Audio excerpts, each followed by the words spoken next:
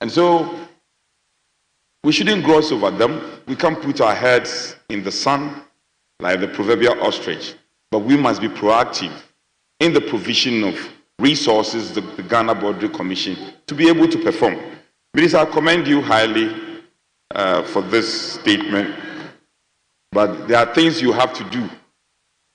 Minister, there are things you have to do that I cannot elucidate on. Don't forget about them. Having said this, I commend the Minister highly for the statement. I'm grateful. Yes, Honorable Zanato. You have the floor.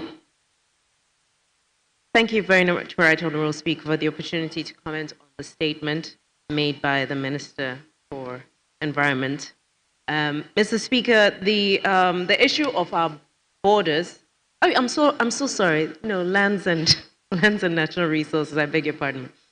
Mr. Speaker, the issue of how we promote peace and cross-border cooperation along various borders in the continent is part of the reason why the AU conceived of the African Continental Free Trade Agreement to help build bridges across our various nation states, because a lot of the difficulties that we face across our various countries are not just political, but are steeped in our colonial history by colonial masters who have languages that separate us. Mr. Speaker, with regards to the issue of our borders, the porosity of our borders means that any issue regarding security in one jurisdiction directly affects and impacts the citizens of countries that share those common borders.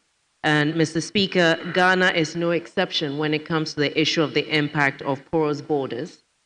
Currently, we have a couple of our areas that are in watershed zones when it comes to our risk factors when it comes to violent extremism and terrorism, and all of these relate to the issue of our borders.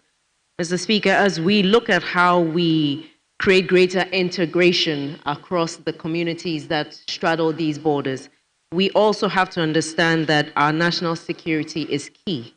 And as we seek to close these borders, as we seek to, as we seek to rather open up our borders and create greater integration, we must be mindful of the fact that not all persons on different sides of the border share our vision for economic integration and peace and stability. And therefore, in looking at how we bridge various communities, as we look at increasing the level of economic empowerment in various communities along the border, we must understand that if we reduce the gap between what government promises and what the communities receive where they are, we also create a smaller space within which certain terrorist armed groups can operate. Many of these communities where we see terrorism and extremism on the increase are doing so simply because their various governments are unable to fill the vacuum when it comes to development. And so, Mr. Speaker, as we celebrate this commemorative occasion, we must bear in mind that it is not just about the treaties that we sign, nor is it simply about the jurisdictions that we occupy, but it's also about empowering the people who live in these communities. Borders are not simply the structural things, but they are the communities that live on either side of them. And so, Mr. Speaker, we have to make a greater effort to support communities that live on the various borders, to elevate their dignity, to improve their status of living, in order to make sure that that equity that should exist along our various borders is recognized not just within our jurisdiction, but in other areas, thereby uplifting their quality of life and reducing the penetrability of persons who seek to radicalize the various youth groups in various communities. Thank you very much, Mr. Speaker. Thank you, Honorable Zanato. Honorable members, that brings us to the end of statement.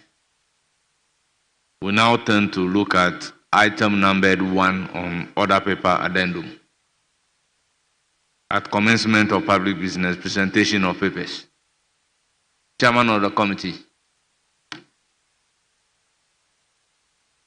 Speaker, yes. that is a business we will prosecute. Speaker, I want to bring to your attention that today, 3rd, is a commemorative day that marks the 10 years, June 3rd, yes, the disaster that occurred, and I implore you, was a big matter. Lives and properties were lost. Very well. So let's do the laying. And then when we finish, we can Very observe well. a minute of silence. Very well, very well. Yes, Chairman of the committee. Chairman for Finance Committee.